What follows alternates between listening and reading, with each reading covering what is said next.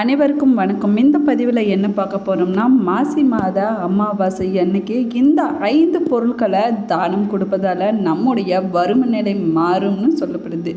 இந்த பொருட்களை எப்படி தானம் கொடுத்தால் நம்முடைய கஷ்டங்கள் வறுமை நிலைகள் மாறும் என்பதை பற்றிய தகவல்களை தெரிஞ்சுக்கலாம். வாங்க வீடியோக்குள்ளே போகலாம்.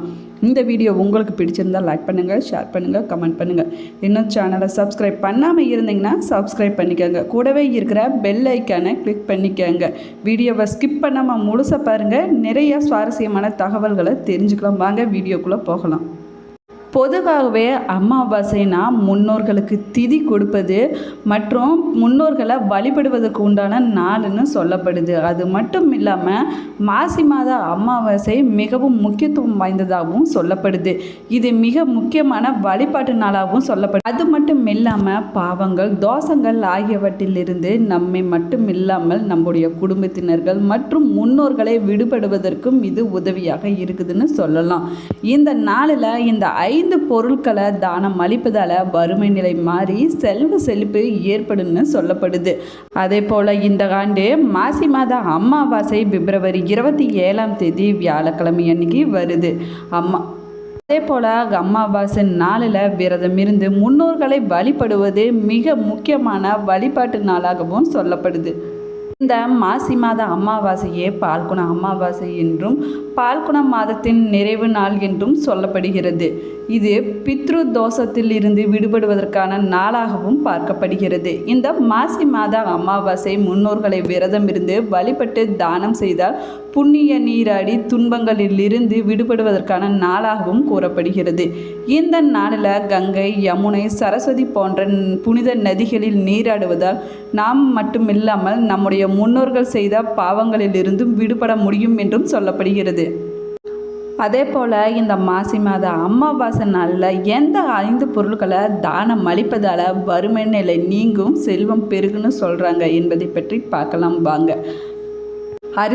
அரிசி மற்றும் தானியங்களை மாசி மாத அமாவாசை நாளில் தானம் அளிப்பது மிக சிறப்பானதுன்னு சொல்லப்படுது. அது மட்டும் இல்லாமல் அரிசி என்பது செல்வ வளத்தையும் நிறைவையும் குறிக்கிறது என்றும் சொல்லப்படுகிறது. அதே போல் தானியங்கள் என்பவை ஆரோக்கியம் மற்றும் செல்வ நலனுக்கான அடையாளம் என்றும் சொல்லப்படுகிறது. இந்த பொருட்களை அமாவாசை நாள் அன்னைக்கு பசி மற்றும் ஏழ்மையில் இருப்பவங்களுக்கு தானமாக கொடுப்பதால் முன்னோர்கள் ஆத்மா சாந்தி அடைவதுடன் மகிழ்ச்சி அடைவார்கள் என்றும் கூறப்படுகிறது. இது குடும்பத்தில் உள்ள அனைவருக்கும் ஆசிகளை பெற்றுத்தரும்னு சொல்லப்படுது. இப்படி மாசி மாத அமாவாசை நாளில் அரிசியை தானமாக கொடுப்பதுனால வீட்டில் சுபிட்சம் உண்டாகுன்னு சொல்லப்படுது. இரண்டாவதாக, எந்த பொருளை தானம் கொடுத்தால் நம்முடைய வறுமை நிலை கஷ்டம் தீரும் என்பதை பற்றி பார்க்கலாம் வாங்க. எள் மிக முக்கியமான பொருளாகவும் சொல்லப்படுது. இதனை மாசி மாத அமாவாசை நாளில் தானமாக கொடுப்பதனால குடும்பத்தில் அமைதியும் செல்வ வளமும் பெருகுன்னு சொல்லப்படுது. அது மட்டும் இல்லாமல் நம்முடைய முன்னோர்கள் முக்தி அடைவதற்கும் மறுபிறவி இல்லாத நிலையை அடைவதற்கும் இது உதவி செய்யணும்னு சொல்லப்படுது. மூணாவதாக உணவு பழங்களை பற்றி தான் பார்க்க போகிறோம். மாசி மாத அமாவாசை நாள் அன்னைக்கு ஏழ்மையில் இருக்கிறவங்களுக்கும் அதே போல் தேவைப்படுபவங்களுக்கும் மற்றும் பிராமணர்களுக்கும் உணவு மற்றும் பழங்களை தானமாக அளிப்பது ரொம்பவே நல்லதுன்னு சொல்லப்படுது.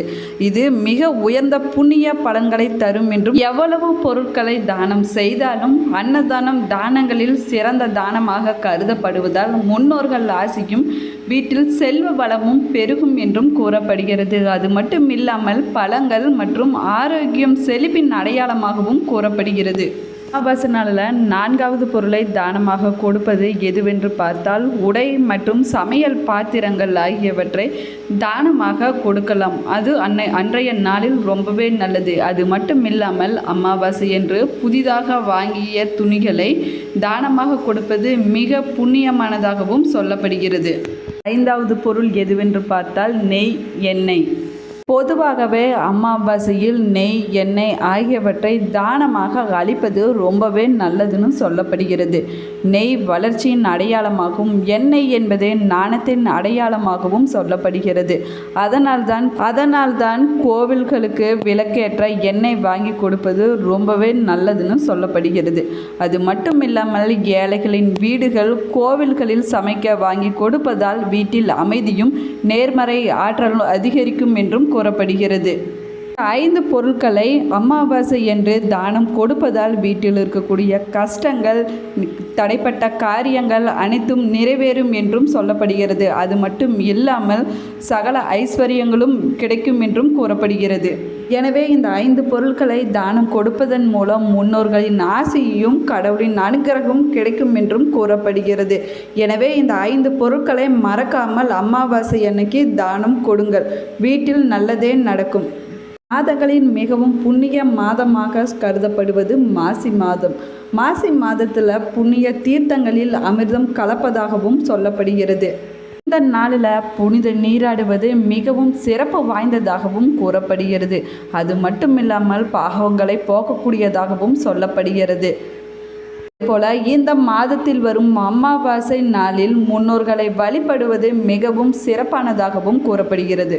அமாவாசை என்பது மிக முக்கியமான புனித வழிபாட்டு நாளாகவும் சொல்லப்படுகிறது. அது மட்டும் இல்லாமல் முன்னோர்கள் வழிபாட்டிற்குரிய இந்த நாள் பலவிதமான புண்ணிய பலன்களை தரக்கூடியதாகவும் சொல்லப்படுகிறது.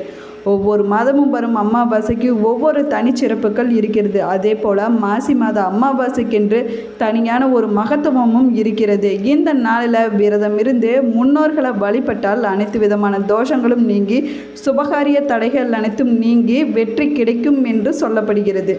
இந்த மாசி மாதத்தில் சிவராத்திரி, காரடையான் நோன்பு, ஹோலி பண்டிகை போன்ற திருவிழாக்கள் கொண்டாடப்பட்டு வருகின்றன.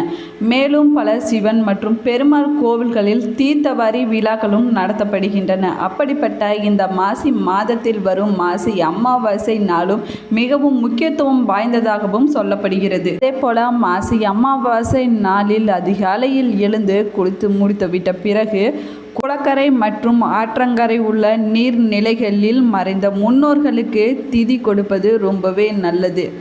முன்னோர்களுக்கு தர்ப்பணம் கொடுத்து முடித்த பிறகு தொழில் மற்றும் வியாபாரங்கள் செய்பவர்கள் மாசி அமாவாசை நாளில் திருஷ்டியை கழிக்க பூசணிக்காய் தொழில் அல்லது வியாபாரம் செய்யும் இடங்களில் அதற்குரிய நேரத்தில் உடைப்பது ரொம்பவே நல்லது.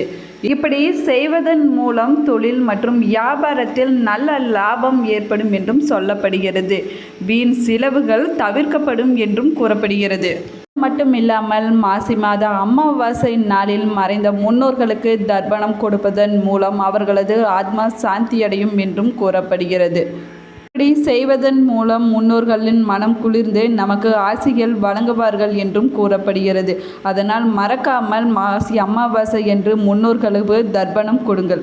அது மட்டும் இல்லாமல் குடும்பத்தில் இருப்பவர்களுக்கு ஏற்படுகின்ற கிரக தோஷங்கள் போக்கவும், திருமணமாகாதவர்களுக்கு திருமண தடை நீங்கவும், உடல் நலக்குறைவால் பாதிக்கப்பட்டவர்களுக்கு உடல் ஆரோக்கியம் தேரவும் அமாவாசை நாளில் வழிபாடு செய்வதன் மூலம் இவை அனைத்தும் தீரும் என்றும் கூறப்படுகிறது. ஒரு சிலருடைய சுபகாரியங்கள் தடைப்பட்டு கொண்டே போய்கொண்டு இருக்கும். அதற்கு என்ன காரணம் என்று பார்த்தால் நம்முடைய முன்னோர்களுக்கு தர்ப்பணம் கொடுக்காதுதான்.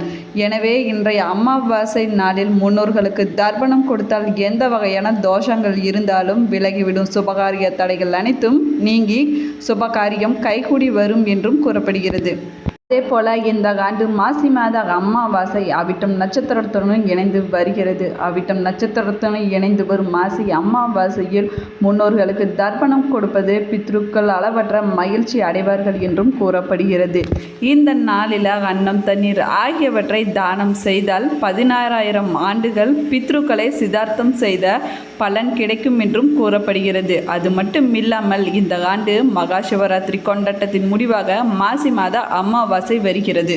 சிவ வழிபாடு செய்து சிவனின் அருளை பெற்ற கையோடு முன்னோர்களுக்கு தர்ப்பணம் கொடுப்பது அவர்களின் ஆசையை பெற்றால் பித்ரு தோஷத்தில் இருந்து விடுபட முடியும் என்றும் சொல்லப்படுகிறது. எனவே மறக்காமல் மாசி அமாவாசை அன்னைக்கு முன்னோர்களுக்கு தர்ப்பணம் கொடுப்பது மிகவும் நல்லது. எனவே அன்றைய நாளில் முன்னோர்களுக்கு தர்ப்பணம் கொடுங்கள். இப்படி செய்வதன் மூலம் மனம், உடல், ஆன்மாவை தூய்மை செய்து ஆன்மீக பயன்களை பெறுவதற்கு நம்மை தயார் செய்து கொள்ளும். புனித நீராடிய பிறகு சூரிய பகவானை வணங்கிவிட்டு முன்னோர்களுக்கு தர்ப்பணம் கொடுப்பது அவர்களின் ஆசீர்வாதங்களை பெறலாம் என்றும் சொல்லப்படுகிறது. இந்த வீடியோ பிடிச்சிருந்தால் லைக் பண்ணுங்கள், ஷேர் பண்ணுங்கள், கமெண்ட் பண்ணுங்கள். இன்னும் சேனலை சப்ஸ்கிரைப் பண்ணாமல் இருந்தீங்கன்னா சப்ஸ்கிரைப் பண்ணிக்கோங்க. கூடவே இருக்கிற பெல் ஐக்கானை கிளிக் பண்ணிக்கோங்க. Thank you friends.